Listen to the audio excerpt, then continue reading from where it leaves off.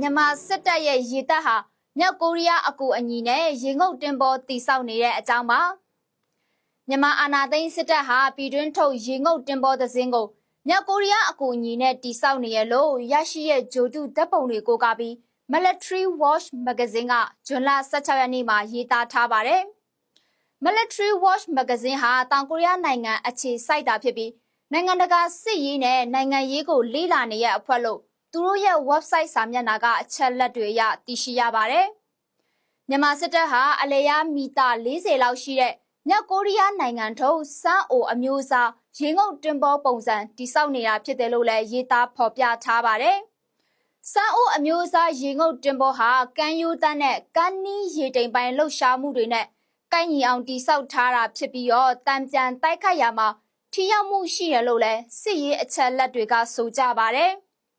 ဒီရင်ငုတ်တင်ပေါ်ဟာမြောက်ကိုရီးယားရဲ့ modern ဖြစ်ပေမဲ့ဒါကိုမြန်မာစစ်တပ်ကိုယ်တိုင်တိစောက်နေရလားဒါမှမဟုတ်မြောက်ကိုရီးယားနီးပညာနဲ့တိစောက်နေရလားဆိုတာကတော့ဖော်ပြထားတာမရှိပါဘူး။မြန်မာနိုင်ငံဟာမြောက်ကိုရီးယားနဲ့ဆယ်စုနှစ်ပေါင်းများစွာစစ်ဘက်ဆိုင်ရာပူးပေါင်းမှုတွေရှိခဲ့တယ်လို့လက်နက်ခဲယမ်းတွေအကြိမ်ကြိမ်ဝေယူမှုတဲ့မှတ်တမ်းတွေရှိရလို့Military Watch Magazine နဲ့တမိုင်းအထောက်အထားတွေအရသိရပါတယ်။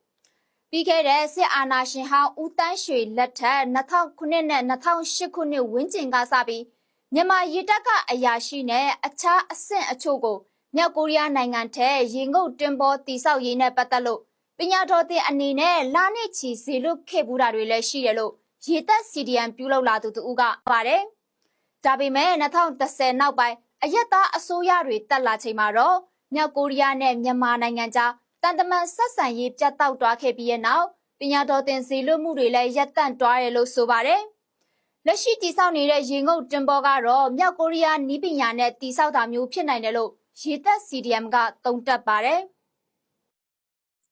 ဖြစ်နိုင်ကြီးရှိတယ်ပေါ့နော်ရှိတယ်ဆိုတာငကိုတွေကအဲ့ဒီဟာတွေကသူတို့ကတွဲပြောင်းမှုအတွက်သူတို့ဒီ MOU ဘာညာတော့ချုပ်ပြီးသားဖြစ်မှာပေါ့နော်ဖြစ်ပြီးသားဖြစ်တဲ့အတွက်ဒီဒီဇိုင်းတွေဘာတွေကလည်းငကိုတွေကနေရပြီးသားဖြစ်တယ်လေလုံးလက်ဆောက်ကိုသူတို့ကရက်ဆိုင်လိုက်တာပဲရှိတယ်အဲ့ဒီဟာကိုအခုနိုင်ငံရေးအချိန်ပြောင်းဖြစ်တော့ဒီအနောက်ဘက်ကိုလည်းမဖြစ်ဘဲနဲ့ဒီဘက်ဒီ data တွေနဲ့ပဲပြန်လုပ်မလားပြန်လုပ်တဲ့ဟာမျိုးဖြစ်တယ်ဆိုရင်ငကိုရှိပြီးသား project ကိုပဲ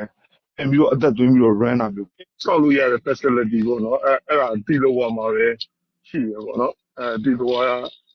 ရေသက်သမောချင်းဌာနချုပ်ပေါ့နော်အဲ့ဒီမှာပဲရှိတယ်